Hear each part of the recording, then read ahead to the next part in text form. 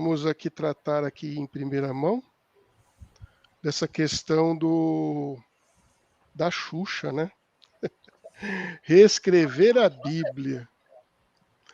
As escrituras são muito claras ali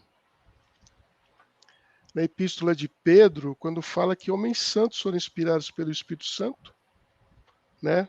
Não foi de vontade própria, mas escrever aquilo que o Espírito Santo compeliu esses homens a escreverem, né? Acho que isso daí nem preciso dizer que a Bíblia, apesar de ter sido escrita usando o homem como instrumento, ela é a própria palavra de Deus. Nenhum livro é como a Bíblia. A Bíblia expõe os pecados, os erros, não poupa os seus heróis, não poupa os seus profetas, não poupa ninguém. A Bíblia tem um registro dos erros que Abraão cometeu, dos erros que Moisés cometeu, erros de Davi, de Salomão, não poupa em dizer a verdade a ninguém. Isso daí é algo muito interessante, porque a literatura antiga evitava expor os seus heróis, mostrar essas fraquezas de caráter de seus heróis e seus heróis, seus profetas, quem quer que seja que era importante na cultura X. Mas as escrituras não existe isso, né? As escrituras, muito pelo contrário, as escrituras revelam a verdadeira natureza e o caráter das pessoas. Então, isso que esta senhora, vou usar um subterfúgio aí de um certo parlamentar, questionando isto, ela está completamente equivocada nessas questões. Por quê? Porque as escrituras não são algo de feitura humana. É interessante que as pessoas, em vez de buscarem mudança de vida, saírem de sua condição pecaminosa, preferem atacar as escrituras, achando que está no nosso poder reescrever as escrituras. Não dá certo. Quem vai levar a sério uma Bíblia escrita de acordo com a vontade dessa ex-apresentadora? Nem sei se é apresentadora ainda, né? Quem vai dar crédito? Mas isso aí também me lembra que em 25 de outubro de 2020, um pastor muito conhecido aqui em São Paulo, da Igreja Batista de Água Branca, aqui em São Paulo, na capital, próximo ali do bairro da Barra Funda, ele disse algo semelhante. Não reescrever a Bíblia. Ele disse que que precisa ser atualizada a Bíblia para que os LGBTs não sejam mais condenados ao inferno. Não compartilho dessa ideia de inferno existente na atualidade, mas compartilho a ideia do lago de fogo para o futuro, lá na frente. Não compartilho a ideia de que hoje, ao morrer alguém, estará uma suposta alma imortal indo se foi bonzinho, cristão, quer que seja, foi para um céu, e se foi ruim, mal, vai para o inferno de fogo, que pode estar abaixo, no centro da terra, sei lá onde. Não compartilho essa ideia.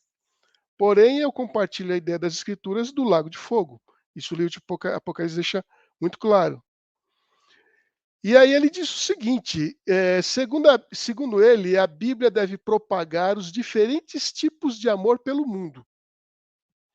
Ora, se ele estiver dizendo para mim que os diferentes tipos de amor seria, no caso, o amor fileu, o amor entre pais e filhos, ou amor com o meu próximo, ou amor ágape, que muitos interpretam, entendem como o amor para com Deus, ou amor eros, que é o amor que nós temos pela nossa esposa, nossas mulheres, esposas, eu entendo, mas usar o termo amor para querer se referir a algo que claramente as escrituras condenam, eu sinto muito. E aí ele diz assim também que a Bíblia é um livro que precisa ser relido, ressignificado, para que os princípios de vida que esse livro encerra e que essa revelação encerra saltem dessas páginas promovendo libertação e justiça e relações de amor no nosso mundo, afirmou o pastor. É interessante aqui, né? Ele está querendo dizer que então que Jesus não liberta, porque Jesus diz assim: se o Filho não vos libertar, verdadeiramente não sereis livres. Ele está querendo dizer que Deus não é justo? Ele está querendo dizer que devemos o quê? Que deve saltar agora, se nós ressignificarmos as palavras, dermos sentido diverso ao que tem, criarmos uma semântica própria, essas coisas que já existem e já são conhecidas vão surgir com mais força, será? Que é isso que ele tem em mente? E aí depois ele diz assim, relações de amor no nosso mundo. Ora, a Bíblia é clara que Deus amou o mundo de tal maneira que deu seu filho unigênito para que todo aquele que nele crê não pereça, mas tenha vida eterna. Veja, o crer nas Escrituras significa obedecer à vontade de Deus. Se a pessoa não obedece à vontade de Deus, então é sinal de que a palavra de Deus, a vontade de Deus, pouco valor tem. Então essa pessoa assume para si a responsabilidade de responder no momento, numa época específica, diante de Deus pelos seus atos. Simples assim. O que nós não podemos é fazer as Escrituras se curvarem à vontade de quem quer que seja. Então essa ex-apresentadora, ela comete uma tremenda de uma loucura, né?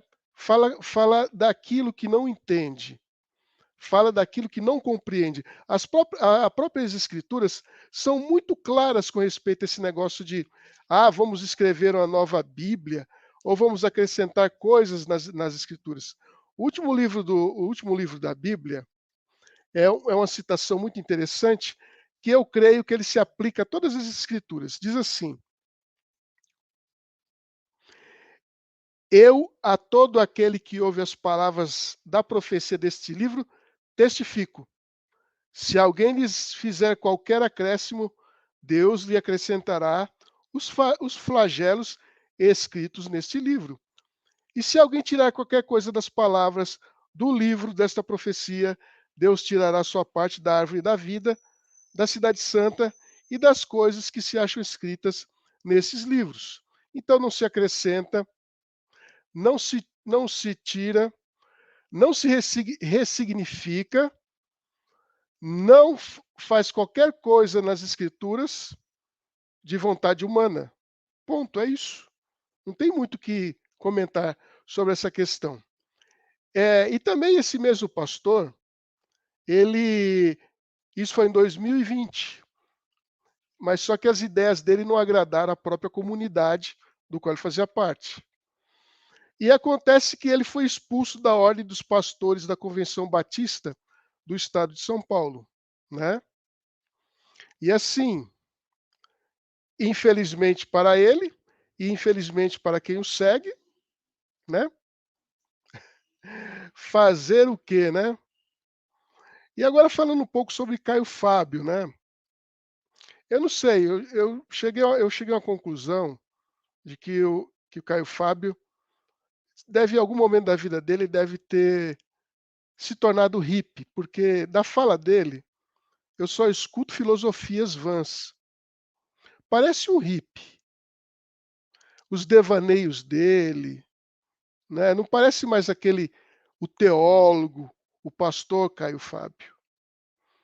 Eu acho que depois que aconteceu uma coisa que ele não nega, que foi o adultério que ele cometeu, ele não nega isso, né?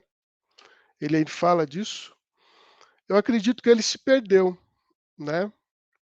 Houve aquele desânimo e ocasionalmente aquela vergonha, porque ele era um pastor muito respeitado, muito conhecido, muito querido, inclusive fora da grei dele, né? Do presbiterianismo, se falha a memória, ele era um pastor presbiteriano.